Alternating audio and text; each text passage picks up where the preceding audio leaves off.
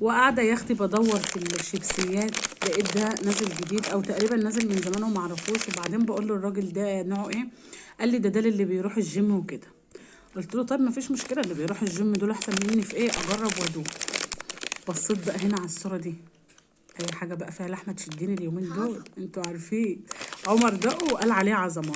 يلا بينا بقى ندوقه مع بعض ونشوف عامل ازاي اللحمه التركيه. صح،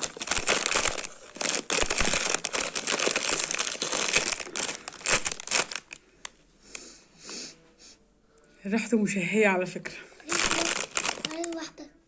ما انت اكلت بتاعك، لازم ياخد تاني. امسك.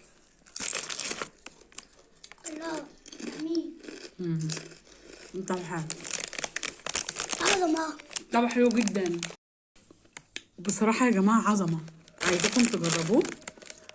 بصوا طيب، بنكهه المشويات التركيه، يعني كله هنا بالانجلش، جيم بقى وحاجات من دي، ماشي. بس هيعجبكم قوي. انتظروني في تجربه جايه كتير.